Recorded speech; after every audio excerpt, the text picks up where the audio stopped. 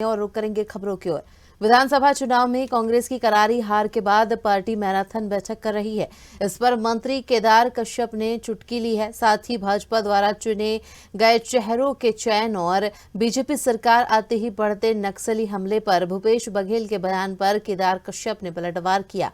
इसी के साथ कांग्रेस द्वारा क्राउड फंडिंग और उप मुख्यमंत्री टीएस सिंहदेव के कांग्रेस के लोकसभा घोषणा पत्र समिति के संयोजक बनाए जाने पर मंत्री केदार कश्यप ने तंज कसा है। आइए सुनाते हैं क्या कुछ कहा उन्होंने। देखिए, सीनियर नेता हमारे लिए सम्मानीय हैं और निश्चित तौर पे हम सभी उनके मार्गदर्शन में काम करेंगे। और सीनियर नेता में तो हमारे बहुत सारे सीनियर नेता भी मंत्रिमंडल में हैं ही हैं। आने वाले समय में उनको यथोचित सम्मान और विधायक तो बने ही हैं। और जहाँ तक कांग्रेस पार्टी कह रही है तो कांग्रेस पार्टी को अपने गिरेबान में झांकना चाहिए। यदि वो पुराने और अनुभवी की बात करते हैं तो सत्यनारायण शर्मा जी की क्या स्थिति थी, धनेन्द्र साहू जी की क्या स्थिति, अमितेश शुक्ला जी की क्या स्थिति थी। ऐसे कितने नेता हैं जिनको उन्होंने दरकिनार रखा। और तो और भारतीय जनता पार्टी ऐसी पार्टी नहीं है। भारतीय जनता पार्टी सबका सम्मान करती है। कांग्रेस पार्टी ने दरकिनार तो किया ही, उनको अपमानित करने का काम किया। और जिनको लिया उनको किस तरीके से बेइज्जत करते रहे, चाहे मोहन मरकाम हो, चाहे वो टीएस सिंहदेव हो, ऐसे कई नाम उनके हमारे सामने में है।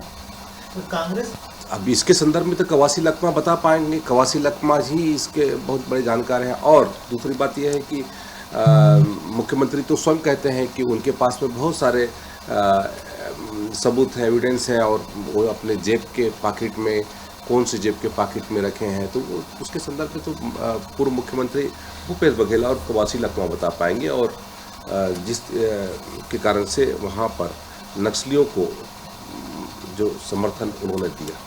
मुख्यमंत्री जी आज दिल्ली दौरे पे हैं, क्या लग रहा है, क्या वजह हो सकती है कि कांग्रेस को क्राउड फंडिंग की जरूरत पड़ी? देखिए, कांग्रेस पार्टी के पास में जिस तरीके से उन्होंने उनका वास्तविक चेहरा लोगों के सामने आया है और लोगों ने उनको नकारा है, ये कोशिश कर रहे हैं कि फिर से अपने चेहरे को ठीक करें। और यहाँ पर पूरे छत्तीसगढ़ से पूरे देश भर में उनकी स्थिति साफ हो चुकी है। ये जब कहते हैं खड़े होते हैं तो आतंकवादियों के साथ में खड़े होते हैं। ये खड़े होते हैं तो ऐसे तत्वों के साथ में, आपराधिक तत्वों के साथ में खड़े होते हैं जो इस प्रदेश को, इस देश को के साथ में नुकसान पहुंचाना चाहता है, हानि पहुंचाना चाहता है, उनके साथ में खड़े दिखाई देते हैं। अगर कांग्रेस का मिलेगा वित्तीय रूप से या दूसरी चीज़ों से बहुत सारी। देखिए, माननीय मुख्यमंत्री जी राष्ट्रीय पदाधिकारी भी हैं और हमारे सारे प्रदेश अध्यक्ष सहित हमारे सारे नेता वहाँ पर गए हुए, जो प्रदेश पदाधिकारियों की बैठक है उसमें सम्मिलित होंगे। और निश्चित तौर पे हमारे बड़े नेताओं से भी मुलाकात होगी।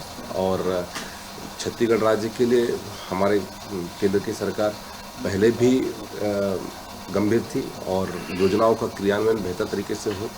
यहाँ पर जिन योजनाओं को बंद किया गया है उन योजनाओं का लाभ हमारे लोगों को प्राप्त हो, इस बात की चिंता हमारे माननीय मुख्यमंत्री जी कर रहे हैं। 2018 के चुनाव में यहाँ से अध्यक्ष रहे हैं तो काफ़ी फायदा हुआ।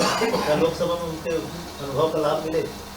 देखिए, जिस तरीके से टीएस सिंहदेव जी का सम्मान कांग्रेस पार्टी ने किया है, पिछले यदि हम बात करें 5 वर्षों में कांग्रेस पार्टी ने और राहुल गांधी या सोनिया गांधी या भूपेश बघेल जी ने लगातार सार्वजनिक स्थल पर, सार्वजनिक मंचों पर, मतलब इससे बड़ा दुर्भाग्य क्या हो सकता है कि ऐसे मंत्री, ऐसे डिप्टी सीएम जिनको कलेक्टर तक न पूछे, ये स्थिति निर्मित हो गई थी।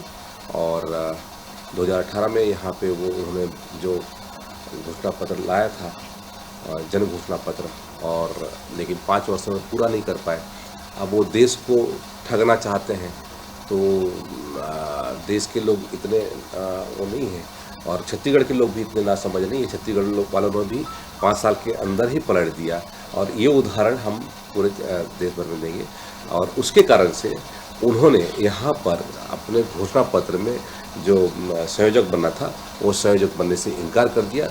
उसके कारण से अकबर यहाँ से संयोजक बने थे।